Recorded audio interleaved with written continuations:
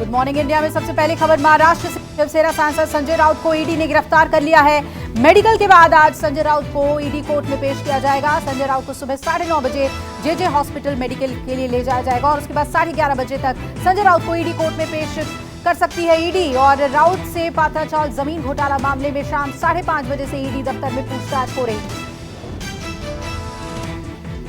अमरावती से सांसद नवनीत राणा के विधायक पति रवि राणा ने शिवसेना सांसद संजय राउत पर गंभीर आरोप लगाए हैं। रवि राणा ने बयान दिया है कि शिवसेना नेता संजय राउत के एक बिल्डर नहीं बल्कि 15 से ज्यादा बिल्डर्स पार्टनर हैं। रवि राणा ने आरोप लगाया कि महाविकास अघाड़ी सरकार के गठन के बाद दर्जनों बिल्डर्स जो कि संजय राउत के करीबी हैं उनको एफएसआई के जरिए फायदा पहुंचाया गया है।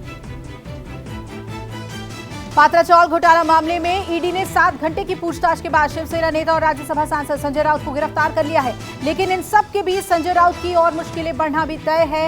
ईडी के बाद अब मुंबई पुलिस ने सपना पाटकर मामले में अपनी जांच बढ़ा दी है। कहा जा रहा है कि मुंबई पुलिस मामले में एफआईआर दर्ज कर सकती है। संजय राउत के घर पर हुई ईडी की कार्रवाई के बाद शिव सैनिकों में नाराजगी देखने को मिली। संजय के घर के बाहर से लेकर ईडी दफ्तर तक शिवसेना के कार्यकर्ताओं ने अपना विरोध दर्ज कराया। आज एक बार फिर शिव सैनिक बड़े तादाद में मुंबई की सड़कों पर उतर सकते हैं और इसमें शिवसेना के कई बड़े नेता भी शामिल हो सकते हैं। शिवसेना नेता और राज्यसभा सांसद संजय राउत के घर पर पहले ईडी की छापेमारी, फिर 7 घंटे तक लंबी पूछताछ के बाद उनकी गिरफ्तारी से जम्मू में शिव सैनिक आक्रोशित हैं। राउत पर ईडी की कार्रवाई से भड़के शिवसेना कार्यकर्ताओं ने जम्मू में जोरदार प्रदर्शन किया। इस दौरान शिव सैनिकों ने जमकर नारेबाजी की और कहा कि ईडी का राजनीतिक इस्तेमाल बंद करो। शिवसेना ने एकनाथ शिंदे के राजनीतिक गुरु आनंद दिघे के भतीजे केदार दिघे को मैदान में उतारा है। शिवसेना के दिवंगत ठाणे जिला प्रमुख आनंद दिघे के भतीजे केदार दिघे को ठाणे जिला प्रमुख नियुक्त किया गया है। ये जानकारी शिवसेना सचिव विनायक राउत ने दी है। केदार दिघे की नियुक्ति के बाद शिवसेना ने ठाणे में एकनाथ शिंदे के खिलाफ चुनौती पैदा करने की कोशिश की है। महाराष्ट्र के मुख्यमंत्री एकनाथ शिंदे राज्य के दौरे पर हैं। अपने 3 दिवसीय दौरे के दूसरे दिन मुख्यमंत्री शिंदे औरंगाबाद के सिल्लोड पहुंचे, जहां सिल्लोड से शिवसेना विधायक अब्दुल सत्तार के अगुवाई में मुख्यमंत्री शिंदे का हजारों की भीड़ ने जोरदार स्वागत किया। मुख्यमंत्री जैसे ही सिल्लोड पहुंचे वहां पर लोग उनके स्वागत में फूल बरसाने लगे। पश्चिम बंगाल के हावड़ा जिले से कांग्रेस के 3 विधायकों को 48 लाख कैश के साथ पकड़ा गया था। उन्हें कोर्ट में पेश किया गया। तीनों को 10 दिन की पुलिस रिमांड पर भेज दिया गया है। इस मामले में झारखंड कांग्रेस विधायक दल के नेता आलमगीर ने बताया कि तीनों कांग्रेसी विधायकों को सस्पेंड कर दिया गया है। झारखंड कांग्रेस के 3 विधायक इरफान अंसारी, राजेश कच्छप और नमन विक्सल कोंगाड़ी को पार्टी से सस्पेंड किया गया है। झारखंड प्रदेश प्रभारी अविनाश पांडे ने कहा कि राष्ट्रपति चुनाव के दौरान क्रॉस वोटिंग के दौरान मंत्री, विधायक और कार्यकर्ताओं की गतिविधियों की जानकारी मिली है। इस मामले में आज पार्टी अध्यक्ष सोनिया गांधी को रिपोर्ट सौंपी जाएगी। लोकसभा में आज महंगाई पर चर्चा होगी और इसे लेकर शिवसेना नेता विनायक राउत और कांग्रेस नेता मनीष तिवारी की ओर से चर्चा को लेकर नोटिस दिया गया है। अगले दिन राज्यसभा में भी महंगाई का मुद्दा उठ सकता है। दरअसल संसदीय कार्य मंत्री प्रहलाद जोशी ने बीते सप्ताह लोकसभा में बताया था कि वित्त मंत्री निर्मला सीतारमण कोविड-19 से उबर चुकी हैं और संसद में भाग लेंगी। केंद्रीय गृह मंत्री अमित शाह ने पटना में बीजेपी राष्ट्रीय कार्यकारिणी की बैठक में समापन सत्र की अध्यक्षता की।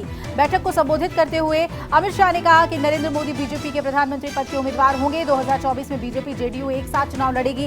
वहीं राष्ट्रीय अध्यक्ष जेपी नड्डा ने कहा कि अगर हम अपनी विचारधारा पर ऐसे ही चलते रहे तो देश में क्षेत्रीय पार्टियां खत्म होना तय है। बीजेपी के राष्ट्रीय महामंत्री अरुण सिंह ने कहा कि बिहार में बीजेपी अपने गठबंधन में ही रहकर गठबंधन धर्म का पालन करते हुए 2024 और 25 का चुनाव लड़ेगी। 2024 में पहले से भी ज्यादा सीटों के साथ नरेंद्र मोदी के नेतृत्व में सरकार बनाएंगे। दिल्ली के मुख्यमंत्री और आप संयोजक अरविंद केजरीवाल आज गुजरात के दौरे पर रहेंगे। केजरीवाल आज सौराष्ट्र क्षेत्र के राजकोट में वेरावल में एक जनसभा को संबोधित करेंगे और मंदिर के दर्शन भी करेंगे। पार्टी के एक पदाधिकारी के मुताबिक केजरीवाल की 1 हफ्ते के अंदर राजकोट की ये दूसरी और 1 महीने में गुजरात का चौथा दौरा होगा। आज केजरीवाल आगामी गुजरात विधानसभा चुनाव के मद्देनजर कुछ महत्वपूर्ण कर सकते हैं। एआईएमआईएम चीफ असदुद्दीन ओवैसी ने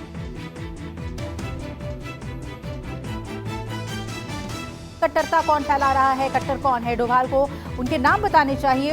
ओवैसी ने एक बार फिर दोहराया कि उदयपुर की घटना गहलोत सरकार की विफलता है। कन्हैया लाल टेलर ने अपनी जान का खतरा बताते हुए पुलिस में शिकायत दर्ज कराई थी, लेकिन पुलिस ने इसे गंभीरता से नहीं लिया।